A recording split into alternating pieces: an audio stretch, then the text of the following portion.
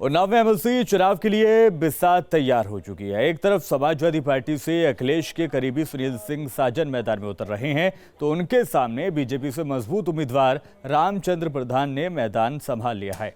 उन्नाव में एमएलसी चुनाव से पहले मुकाबला कैसा है, इस रिपोर्ट में आपको दिखाते हैं।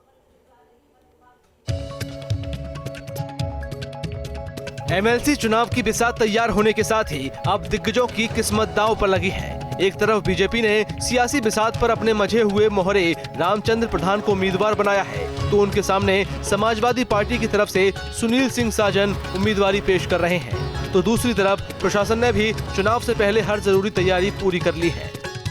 सभी प्रकार की तैयारियां पूर्ण कर ली गई हैं। 8 तारीख को पार्टी कलेक्ट्रेट से ही रवाना होगी समस्त सामग्री के साथ, और एक दिन पूर्व अपने सभी मतदान केंद्रों पर पहुंचकर वो अपनी सारी तैयारी करेंगे।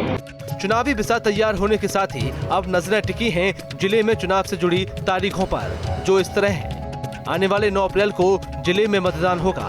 इस बीच जिले के 17 मतदान केंद्रों पर वोट डाले जाएंगे। चुनाव के नतीजे आने वाली 12 अप्रैल को आ जाएंगे। एमएलसी के लिए वोटिंग बैलेट पेपर के जरिए होगी।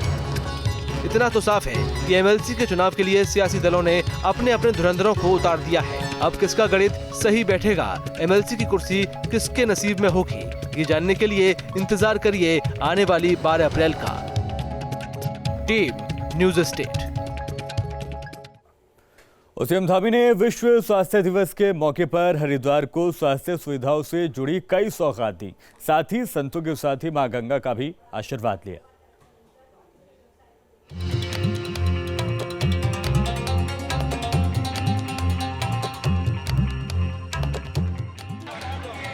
विश्व स्वास्थ्य दिवस के मौके पर हरिद्वार पहुंचे सीएम धामी ने स्वास्थ्य सुविधाओं से जुड़ी कई सौगातें दी। सीएम धामी ऋषिकुल आयुर्वेदिक महाविद्यालय पहुंचे, जहां पर उन्होंने स्वास्थ्य विभाग द्वारा आयोजित रक्तदान शिविर का उद्घाटन किया और रक्तदान करने वाले लोगों से बातचीत भी की।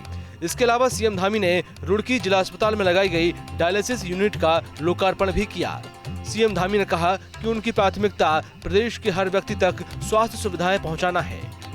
विश्व स्वास्थ्य दिवस के अवसर पर मैं सभी को शुभकामनाएं देता हूं, बधाई देता हूं। जो स्वास्थ्य के क्षेत्र में काम कर रहे हैं उनको भी सभी स्वस्थ रहें, और उसके लिए हमारी सरकार प्रतिबद्ध है।